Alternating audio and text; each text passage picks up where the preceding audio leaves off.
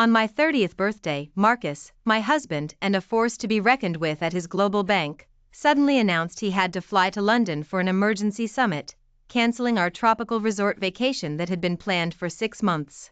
But at 3 a.m., photos of his secretary, Luna, appeared on her social media feed, geotagged in Kenya.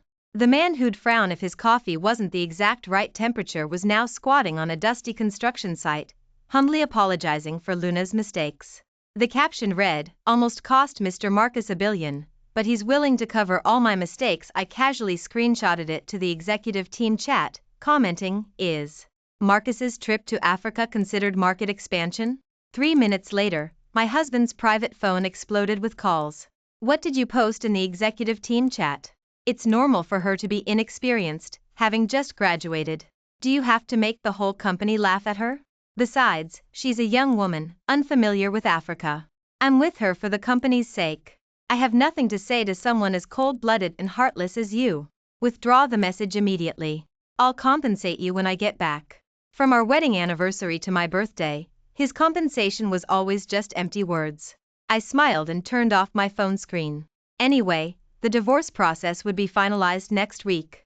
I didn't care for his compensation. "1 Evelyn, this luxury apartment was just renovated. Are you really willing to sell it at a discount?" I took the resale agreement from Alex, my assistant, and signed my name with a flourish. This was supposed to be a surprise for Marcus, but a cheating man didn't deserve it. This apartment helped me see someone clearly. It's a good deal. After the paperwork was done, I had just picked up my phone when the work group chat exploded with messages. Luna sent a few cutesy emojis, looking wronged. My social media feed is just me being abstract. If it made Evelyn uncomfortable, I'll apologize right away. I sneered. Sending cutesy emojis in a 500-person workgroup chat? Did she think an investment bank was a kindergarten playdate? Couldn't be the doting wife, so she's playing the damsel in distress. The messages were silent for a full 3 minutes before Marcus was the first to speak. "Luna just graduated, she's still a child. Everyone, please be more understanding." Only after the CEO's statement did the group become lively again. "Young people, being abstract is normal. We all get it." Exactly, Evelyn shouldn't take out her project frustrations on a newcomer. Marcus didn't manage things, but half the company was personally trained by me. But they've been in this murky business too long, turning into spineless opportunists. Even though I was still the director, they flocked to curry favor with Ms. Luna, the CEO's secretary. Even more ridiculous were the old shareholders who, minutes before, had chewed me out for half an hour in a meeting. Then, they turned around in the break room to praise Luna's herbal tea for wellness. But because Marcus was the only son of a magnate who controlled half the business world, and his favored secretary had a pleasing baby face, I was nothing more than a no-nonsense workaholic in their eyes. Annoyed, I put my phone face down on the office desk, not wanting to be sickened by irrelevant people anymore. But just as I started to calm down, Alex, who had just hung up the phone, said awkwardly, "Evelyn, there are too many errors in the Africa project report." The client manager was so angry he smashed his laptop during the meeting. I rubbed my temples. "Why are you telling me about a project Luna is in charge of?" Just then, Marcus called, his voice commanding. "You've finished reviewing Luna's report, right? It's her first international project. Just fill in the parts I've highlighted in red." Fill in? My knuckles cracked as I gripped my phone. Does Marcus know that if this project falls through, we'll owe a 30% penalty? You let a fresh graduate secretary handle a $5 billion merger, and now that it's messed up, you expect me to fix it? Marcus's voice suddenly rose. "She's a young woman who got a nasty sunburn running around on-site in Africa for the project. Is it so hard for you to type a few words in an air-conditioned office?" The phone clicked off. I stared at his name on the screen and laughed out loud. Luna went to Africa clearly to apologize for the company, but in his words, it became running the project? Did he think I was a blind fool? Shoving nonsense completely out of my mind, I took a few days off for a self-driving trip. As I was leisurely eating grilled fish by the river, my phone screen suddenly lit up with over a dozen missed calls. Suppressing my anger, I answered, and the roar from the earpiece made my eardrums ache. "Evelyn, you better not push me." I bit into the grilled fish indignantly. "Push you to do what? Can't you talk properly?" The breathing on the other end paused. "Fine, I admit I stood you up on our vacation, but work is more important. I don't care how many things you have on your plate, that Africa report must be revised tonight. I was about to refuse when a woman's whining voice came from the other end. Mr. Marcus. No getting into bed before your bath. I wanted to crush my phone, saying mockingly, Mr. Marcus, isn't it time for bed in Africa? Calling me right before your bath, aren't you worried your little girlfriend will get mad? I deliberately dragged out my words. Oh, I almost forgot, only a petty and narrow-minded woman like me would get upset. Marcus's voice suddenly rose. What bath? If you're hearing things, get your head checked. I'm in the hotel conference room overseeing the project. Luna is still revising the report at 3 in the morning. Why can't you be more like her? Marcus wanted to argue further but was abruptly cut off by a sweet voice from behind him. Mr. Marcus, the water is ready. Marcus's voice instantly softened. Wait for me, I'll be there as soon as I finish with work. With that, he lowered his voice and threatened me. Evelyn, I'm telling you, we have to win the Africa project. The company doesn't keep dead weight.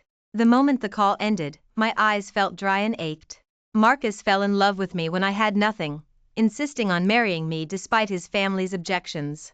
I once traveled to 7 cities with him to secure investments, eating cold sandwiches and revising PPTs in conference rooms. I thought becoming his right-hand woman would make our marriage last longer. But he repeatedly broke rules for Luna, buying her a house, a car, and even wanting to divorce me for her. Only then did I realize that he no longer had any affection for me, only annoyance. After driving back to downtown, I switched back to my work WeChat. The workgroup chat had exploded, from executives to project team members, a dense cluster of read mentions for me. The contact person for the Africa project requested all communication in French. And everyone in the company proficient in French, except me, had been taken to Africa by Marcus to serve as Luna's translator. They only thought of me when they couldn't handle the project? Too bad, I'd already written my resignation letter. Even if the company went bankrupt because of this, it had nothing to do with me. Back at the company, I walked directly to the HR office to submit my resignation. Alex chased after me, stamping her feet anxiously. Evelyn, the resignation process takes at least a week. Winning the Africa project would bring a hefty bonus. Why turn down money? She was about to try to persuade me further when HR knocked on the office door. Evelyn, we can't process your resignation. The board just finished its meeting.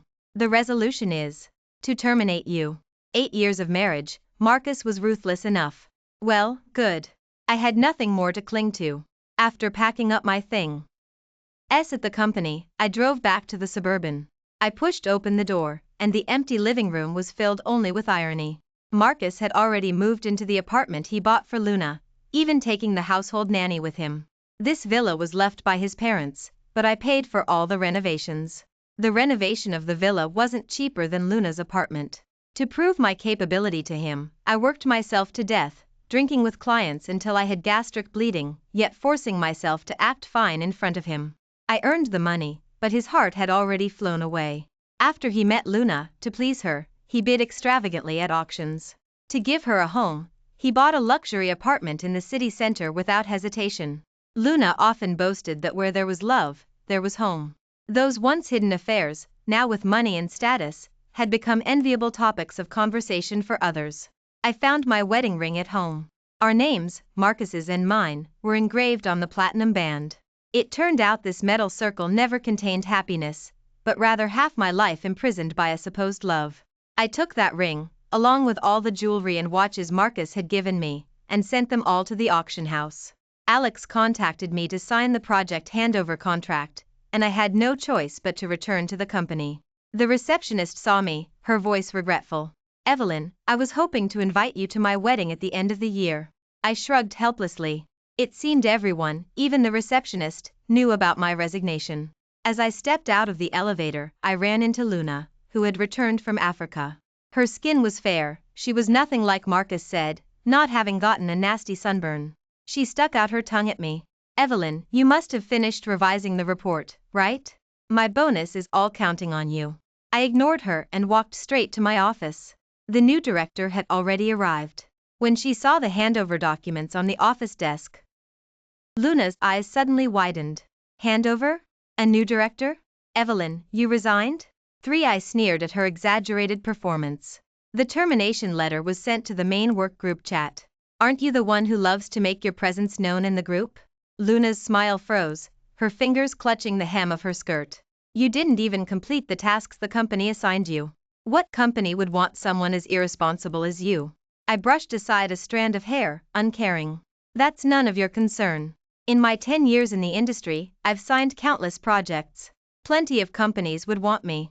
As for you, I took a half step closer, watching her instinctively step back. Without, you wouldn't even be able to land a decent internship. Luna's eyes reddened. The coffee in her hand tilted, trembling as it spilled onto her skirt. Suddenly, an angry shout echoed behind me. Evelyn, this company is not your playground.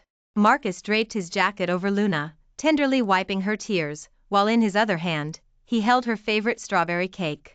Luna sobbed, I don't know what I did to upset Evelyn. She just wants to completely belittle me. How long has she even been graduated? Marcus turned and yelled at me. Why are you bickering with a young woman? Apologize. Luna tugged at his sleeve, lowering her head to rub the coffee stain on her skirt. It's fine, Mr. Marcus. Evelyn is a veteran at the company after all. I shouldn't have talked back to her. I was also doing it for you. For the company's good. You practically knelt down for the Africa project. I couldn't bear to see you. I understand. Marcus gently comforted the woman in his arms, his face instantly hardening as he looked at me. I'm giving you 3 hours. If you can't finish the report, get out. I laughed sarcastically. 3 hours? 3 minutes is too much for me. I've already resigned. You'd better find someone else to clean up this mess.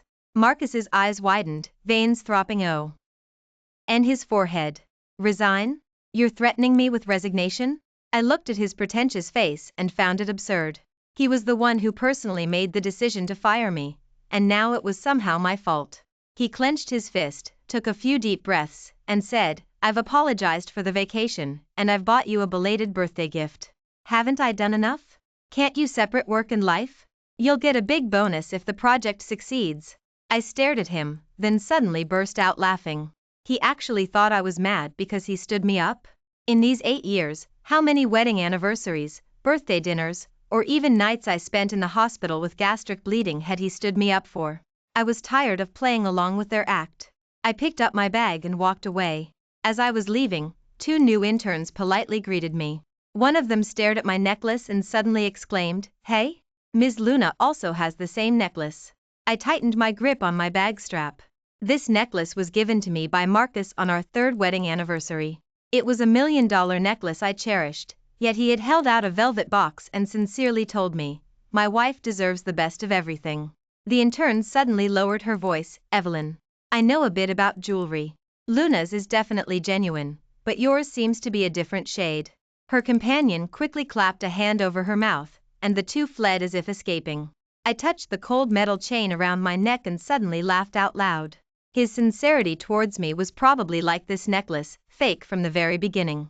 I pulled off the necklace and threw it into a trash can. As I reached the ground floor lobby, I ran into Kevin, Marcus's assistant. He saw me and smiled respectfully. Evelyn, Ms. Luna left her bag in the car. I'm taking it up to her. But the bag in his hand was identical to my limited edition designer bag. A thought struck me, and without a word, I took it. The scratches on the handle were precisely the same as the ones on the bag I lost half a year ago. At the time, Marcus insisted the nanny had stolen it. Now, I suspected he had long since given it to Luna.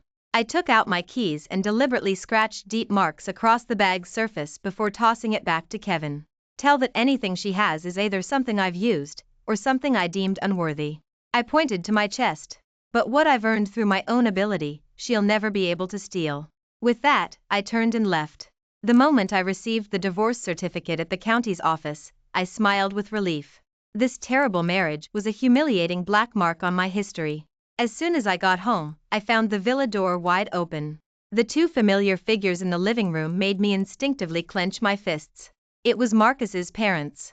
For what does she have to be so arrogant about? Her director position was only because of our Marcus. Luna, remember, you're the one Marcus recognizes.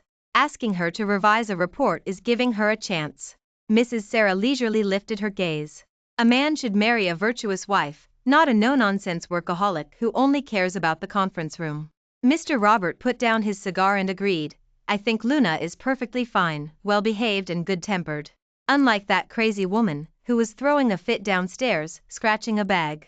If I had to say, she doesn't care because it's not her money. We simply misjudged her back then. Luna sighed dramatically. Oh, I'm not as lucky as Evelyn. I haven't met anyone as considerate as Mr. Marcus. She's lucky? Mrs. Sarah scoffed, an ungrateful wretch. If had met you 2 years earlier, she wouldn't have had a chance to occupy that position. If you ask me, divorce quickly before you have children. I don't think she even wants to bear children for the Lynn family. I clenched my fists, not pushing the door open. The year Marcus started his business, his family cut off all his cards. I was the one who stayed with him, eating instant noodles for 3 months. All the clients he couldn't handle, I worked overnight writing proposals to secure. Back then, his parents praised my ability, saying the company couldn't do without me. Now that the company was listed, they couldn't even bother to keep up pretenses? I should have realized long ago that a businessman's affections always followed his interests. Marcus, sitting on the sofa, remained silent, changing the subject to company matters. Why are you still talking about work at a time like this? Mrs. Sarah had an exasperated look. What you need most now is a virtuous wife who thinks of you, so we can have grandchildren soon. Evelyn is the kind of woman who only cares about money. If another company offered her double the salary, do you think she wouldn't run off? I'm your mother. I'm doing this for your own good. Her few words belittled me to nothing. But she didn't know how many high-paying offers I had rejected for her son, or how many times I had taken the blame for him at work. Mrs. Sarah eagerly took Luna's hand. Luna is such a good girl. She cleaned the house before we arrived and even cooked meals to our taste. Not like her? I almost laughed out loud. The meals were made by the nanny, and the cleaning was done by the housekeeper. Luna just gave a few instructions, and the credit became hers? I couldn't stand it anymore. I stepped inside the house. When they saw me, the air froze for a moment. Marcus cleared his throat a few times, frowning. Why the sour face? Aren't you going to greet Mom and Dad? Where's that good tea you brought back last time? Go make some for my parents quickly. Mrs. Sarah sneered sarcastically. How would I dare trouble Evelyn, the great director? Drinking tea brewed by you might shorten my life. Luna is more considerate. She knows to prepare juice for us. She's been with Marcus for a while, after all. Mr. Robert sighed along. Revising a report, what's the big deal? She wouldn't even do that much. I smiled, my gaze sweeping across Marcus's face. Director? You didn't tell your parents I resigned? What does your company's project have to do with me? Marcus slammed his hand on the table and stood up abruptly. You're arguing with me in front of Mom and Dad? If you cause any more trouble, don't blame me for truly firing you without considering our relationship. Mrs. Sarah wasn't to be outdone. You still want to resign? You want to just give up now?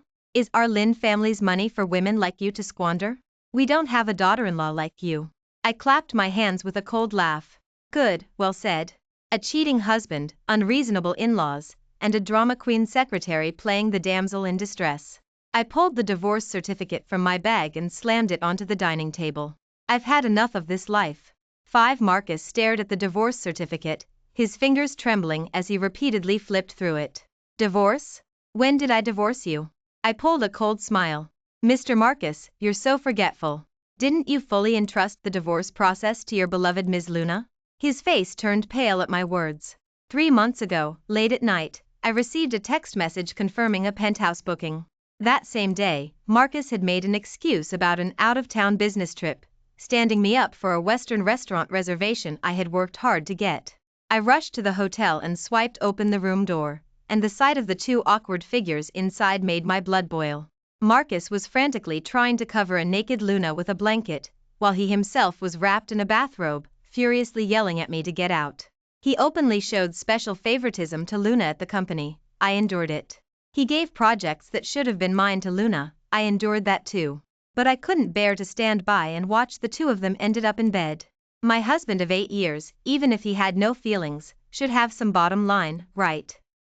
You can tell me to get out, but I'm divorcing you. My hand, clutching the room card, was trembling. Marcus, wrapped in his bathrobe, glanced at me indifferently, and what he said next almost made me laugh through tears. Have handle it for me. She's my secretary.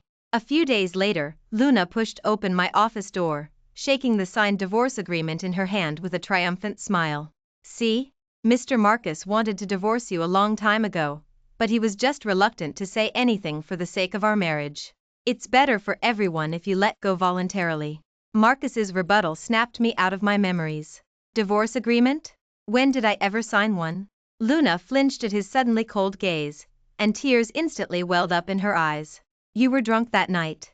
You told me to prepare the documents. She nodded and shook her head, crying so hard she couldn't breathe. Mr. Marcus, I just did as you told me. Enough. Mrs. Sarah suddenly put down her bowl and chopsticks. The divorce is done. Who doesn't know Evelyn's dirty tricks? She just thinks my son is easy to bully. But suddenly stood up, staring at me urgently. Evelyn, I never actually wanted to divorce you. I chuckled softly. 8 years of marriage, how many times have you threatened me with divorce? From initial breakdown to eventual numbness, it took me a full 8 years. Now, as you wished, we're divorced and have nothing to do with each other. Why are you regretting it now? Seeing his eyes flicker, I pretended to be surprised and covered my mouth. Could Marcus be worried I'll take your assets? I pushed the divorce documents towards him. The prenuptial agreement states clearly that I want none of your assets. But the agreement also states in black and white that this villa belongs to me after the divorce. Mrs. Sarah slammed her hand on the table. Evelyn, have you no shame? This is our Lynn family's villa. She pointed at my nose, shouting without regard for her dignified image. I told you why you refused to have children. You were scheming to swindle money through marriage. I clenched my fists, my heart filled with sorrow. When insisted on marrying me instead of an arranged marriage, the Lynn family cut off all his cards. In these 8 years, our expenses, the company he built step by step with his own hands, which one of them wasn't earned through my hard work, staying up late to write proposals and entertaining clients to secure investments. What did any of that money have to do with the Lynn family? Enough.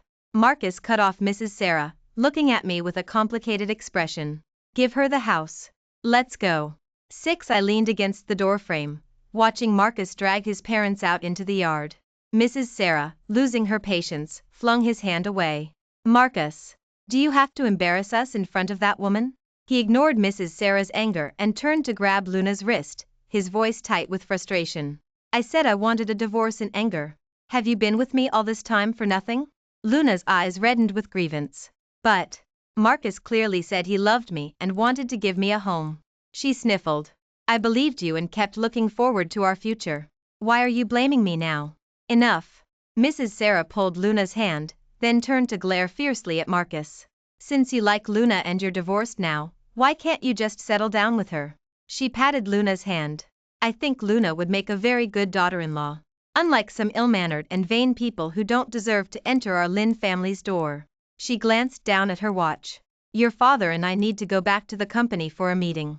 Don't be so harsh on the young woman. Talk things through nicely. I watched the farce with amusement.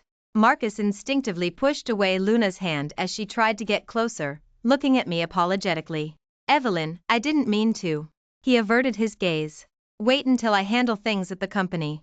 I promise I'll explain everything. Just wait for me, okay? I twitched my lips.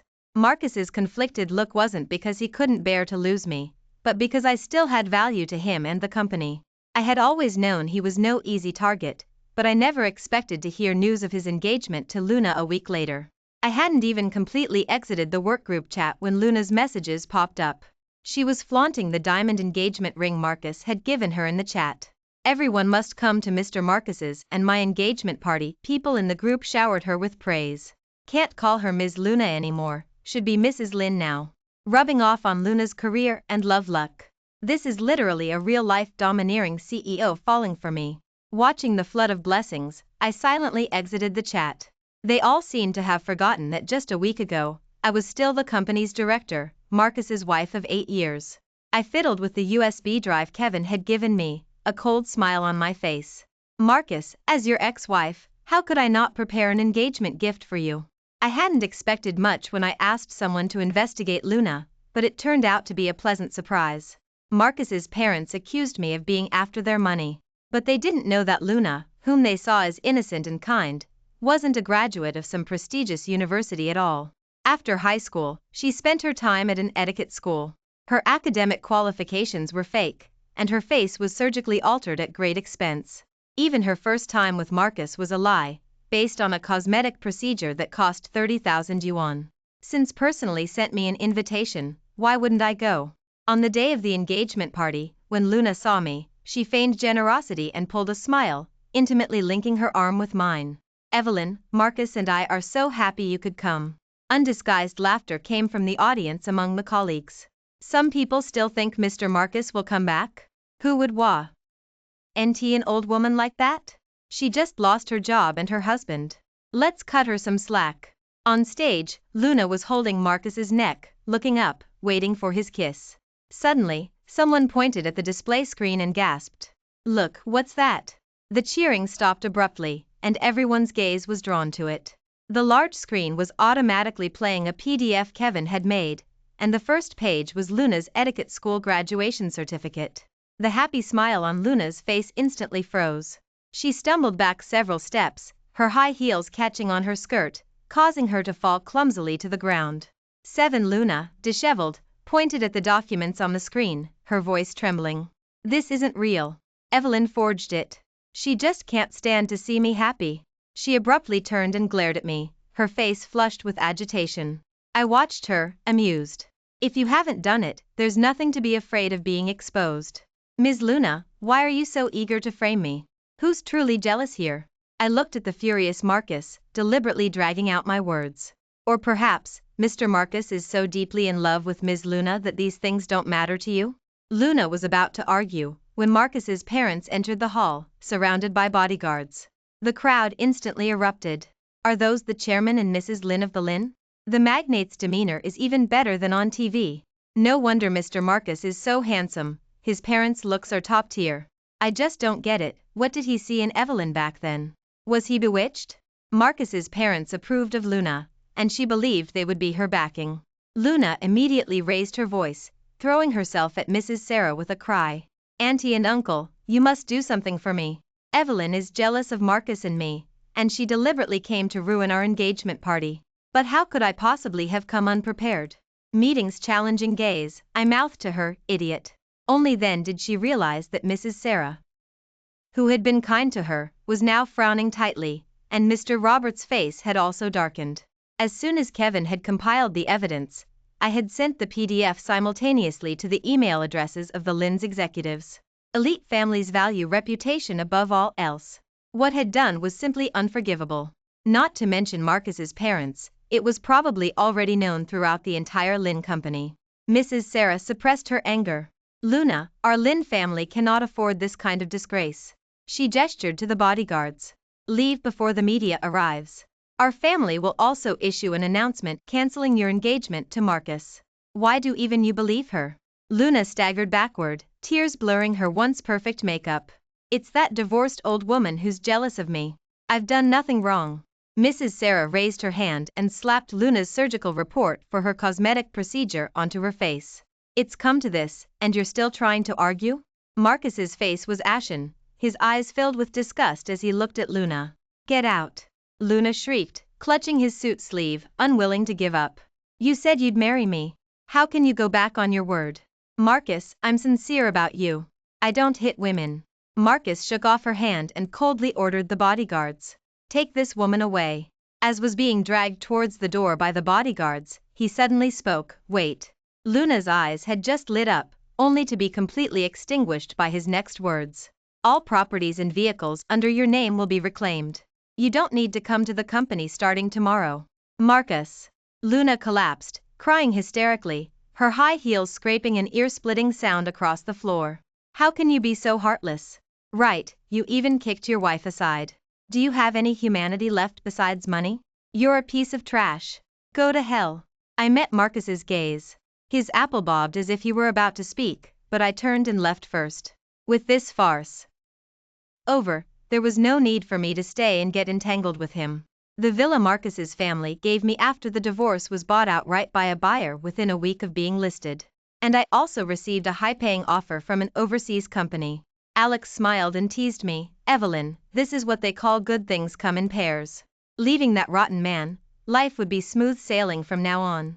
My emigration paperwork was already settled, ready to embark on the next chapter of my life at any moment. Just as I finished seeing off the real estate agent, Marcus pulled up to the villa in his car. He looked at what used to be our home, his eyes full of loss. I thought you'd be reluctant to let it go. How can you just sell a home you've lived in for 8 years? I scoffed. Why would I be reluctant? Every second in this house was torment for me. Don't you find that amusing? You had a home with Luna outside. This stopped being your home a long time ago. I took a deep breath. What do you want from me? He grabbed my hand, his voice urgent. I was wrong. I'm sorry. I frowned and shook him off. If you're here to say meaningless things like that, spare me. He quickly distanced himself from me. No, it's not that. The company really needs you. Many projects have run into problems while you were gone. Especially the big deal in Africa, they specifically asked for you to be in charge. This was the first time he had been so humble in front of me. Even if you don't forgive me, I'm begging you, please come back to the company. I'll offer you 3 times the salary, and you can pick your position. I looked at his clenched fist and suddenly laughed. Mr. Marcus, do you think that's necessary? Go back and listen to colleagues' gossip about how I had my husband stolen by his secretary? Or watch you parading your relationship with some new woman in the office? I gave a self-deprecating laugh. I'm not that desperate, and I don't need your money. We were over a long time ago. Get real. You should have known that the moment you cheated. 3 days before I was due to go abroad, Kevin, Marcus's assistant, suddenly blocked my way downstairs at the hotel where I was staying. I didn't need him to say anything. I knew the mess left by the Africa project had finally exploded.